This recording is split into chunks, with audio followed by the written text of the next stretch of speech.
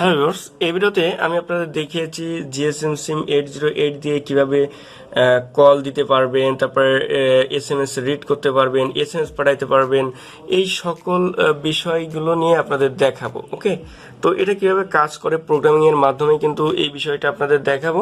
তো যারা শিখতে চান বা দেখতে চান তারা অবশ্যই পুরো ভিডিওটা দেখবেন।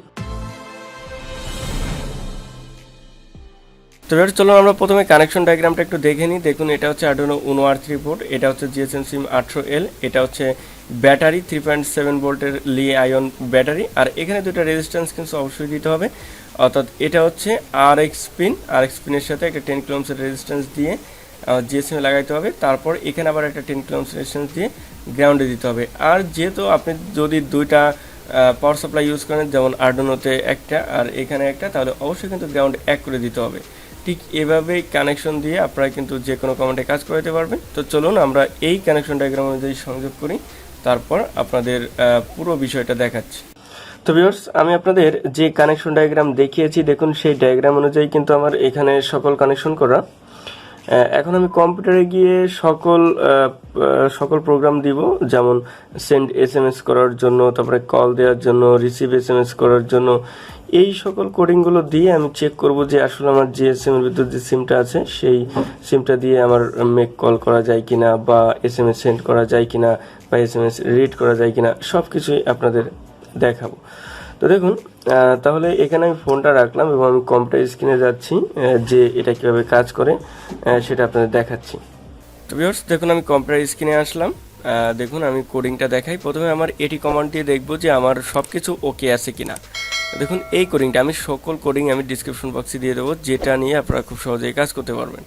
ওকে, দেখি এই কোডিংটা আমি প্রথমে আপলোড করে দিই। এখানে দেখুন TX এবং RX হচ্ছে 3 এবং 2 নম্বরে, আমি সেই অনুযায়ী কানেকশন করেছি। তো দেখুন ডান আপলোডিং। তাহলে আমি এটা একটু এখানে দেখি। দেখুন এটা ইনিশিয়ালাইজ এটি ওকে, অর্থাৎ আমার কিন্তু সব কিছুতেই ভালোভাবে কাজ করতেছে। আমি জাস্ট এটি কমান্ড দিয়ে দেখব যে আসলে এটা রেসপন্স করে কিনা। ওকে, দেখুন এটি ওকে। তার মানে এখানে আমি এইখানে যে কমান্ডগুলো দেবো কিনা সবগুলোই কিন্তু আমার ওকে আসবে। তার মানে এটা আমার কাজ করে। তাহলে আমরা মেন কোডিংয়ে চলে যাই। অর্থাৎ আপনারা একটা প্রজেক্ট করার জন্য কি কি বিষয় লাগে, এখানে একটু আমার কথাগুলো মনোযোগ সহকারে শোনেন, তাহলে কিন্তু আপনি কাজ করতে পারবেন। দেখুন এখানে সফটওয়্যার সিরিয়াল ডট এইচ সিম 800L 3 এবং 2, দেখুন TX এবং RX কানেক্টেড টু 3 এবং 2, অর্থাৎ 2 নম্বর হচ্ছে আমার RX আর 3 নম্বর হচ্ছে আমার TX। ওকে, তারপরে এখানে সিরিয়াল বিগিন আমি করেছি। তারপরে এখানে আমি কেস স্টেটমেন্ট নিয়েছি, অর্থাৎ যখন আমি এস দিয়ে প্রেস করব, অর্থাৎ যেহেতু আমি সিরিয়াল মনিটর দিয়ে চেক করব, তখন আমার সেন্ড মেসেজ হবে। যখন আমার আর প্রেস করব তখন রিসিভ মেসেজ হবে। যখন এ প্রেস করব তখন মেক কল হবে। বি প্রেস করলে রিসিভ কল হবে। এভাবে আমি একটা কেস স্টেটমেন্ট সাজিয়েছি। আর এখানে যে প্রোগ্রাম, যে এখানে যে সেন্ড মেসেজ, অর্থাৎ যখন আমি এস প্রেস করব তখন সেন্ড মেসেজ, এই যে দেখুন সেন্ড মেসেজের যে কোডিংটা এই কোডিংয়ের ভিতর চলে আসবে। অর্থাৎ এখানে যখন আমি এস প্রেস করব তখন এই সেন্ড মেসেজের যে ফাংশন, এই ফাংশন হচ্ছে এটা এর ভিতর চলে আসবে। এর ভিতরে গিয়ে কী কাজ করবে, আপনাকে সেন্ড মেসেজ করবে, অর্থাৎ মেসেজ সেন্ড করবে। এখন মেসেজ সেন্ড করবে কোন নাম্বারে, আপনার এখানে লিখে দিতে হবে। দেখুন এই নাম্বারে মেসেজ সেন্ড হবে এবং কী মেসেজ সেন্ড হবে সেটা এখানে লিখে দেবেন। অর্থাৎ আপনি যদি এখানে চেঞ্জ করতে চান তাহলে এখানে মেসেজটা চেঞ্জ করে দেবেন আর এখানে নাম্বারটা চেঞ্জ করে দেবেন। ওকে, তারপরে কি আছে আর, অর্থাৎ যখন আপনি আর প্রেস করবেন তখন রিসিভ মেসেজ, এই যে দেখুন রিসিভ মেসেজ কী হবে, এই যে রিসিভ মেসেজ, অর্থাৎ এই ফাংশনের ভিতর ঢুকে যাবে রিসিভ মেসেজ। তো এই ফাংশনটা কোনটা, এটা, এই যে এই ফাংশনের মাধ্যমে মেসেজটা রিসিভ হবে এবং শো করবে। তারপরে মেক কল, যখন আপনি এ প্রেস করবেন তখন এই মেক কল যে ফাংশনটা এই ফাংশনের ভিতর চলে আসবে। তারপরে মেক কল ফাংশন কোনটা, এইটা, এই যে মেক কল হবে, অর্থাৎ কোন নাম্বারে মেক কল হবে, অর্থাৎ কোন নাম্বারে কল যাবে, এই যে দেখুন এই নাম্বারে।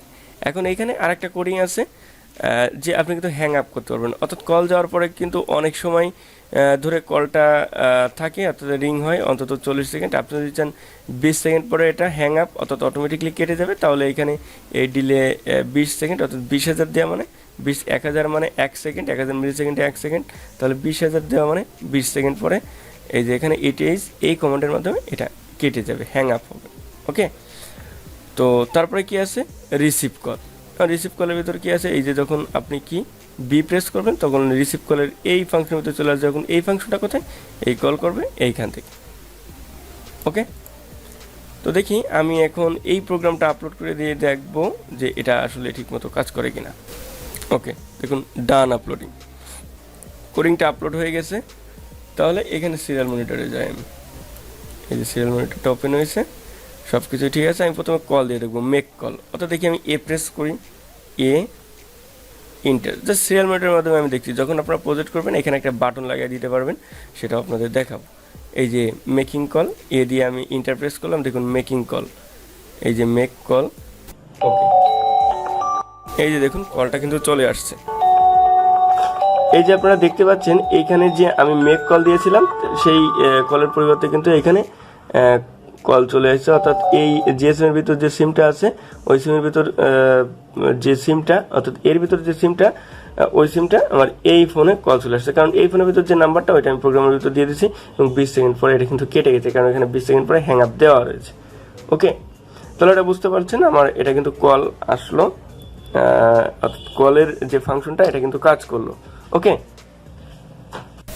এবার দেখুন আমি পরবর্তী যে ফাংশনটা, অর্থাৎ এইখানে কি আছে, সেন্ড মেসেজ, অর্থাৎ আমি দেখি এসে প্রেস করি, এই যে এস এন্টার, দেখি আমার এসএমএসটা সেন্ড হয় কিনা। ওকে, দেখুন এই নাম্বারে কিন্তু আমার এসএমএস সেন্ড হবে, দেখি কি হয়, আমার এসএমএস সেন্ড হয় কিনা একটু দেখি। এই যে দেখুন মেসেজ কিন্তু এখানে চলে আসছে, দেখুন প্লিজ সাবস্ক্রাইব ফ্রেন্ডটেকবিডি ইউটিউব চ্যানেল। এই যে এখানে একটু আলো পড়ছে বেশি, যে আমি ক্যামেরাটা এখানে ধরলাম, এই দেখুন প্লিজ সাবস্ক্রাইব ফ্রেন্ডটেকবিডি ইউটিউব চ্যানেল, এই মেসেজটা কিন্তু আসলো এবং আমি ওই কমেন্টের মাধ্যমে আসলো।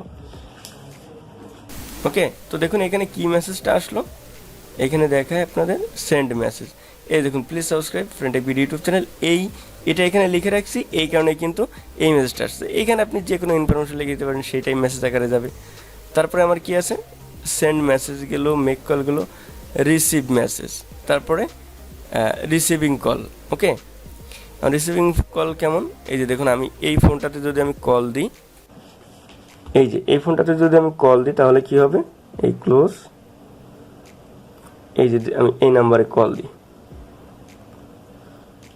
দেখি আমার রিসিভ হয় কিনা, আমার কলটা রিসিভ হয় কিনা। ওকে, দেখি কলটা যায়, এই দেখুন কল কিন্তু ঢুকেছে, এখন দেখি আমার রিসিভ হয় কিনা। ওকে, এই যে দেখুন এখানে রিং হচ্ছে অলরেডি কিন্তু দেখা যাচ্ছে। এখন রিসিভ কলের জন্য যদি আমি বি প্রেস করি তাহলে কিন্তু রিসিভ হবে, এই যে আমি বি প্রেস করলাম, ইন্টার, এই যে দেখুন কলটা কিন্তু রিসিভ হয়ে গেছে। ওকে, এখানে আপনারা দেখতে পাচ্ছেন কলটা কিন্তু রিসিভ হয়ে গেছে, আমি কেটে দিই। ওকে, কলটা কেটে দিলাম, তার মানে আমার রিসিভ কল হলো। এখন যদি আমি এসএমএস পাঠাই, এসএমএস যাবে কিনা আমি একটু দেখি।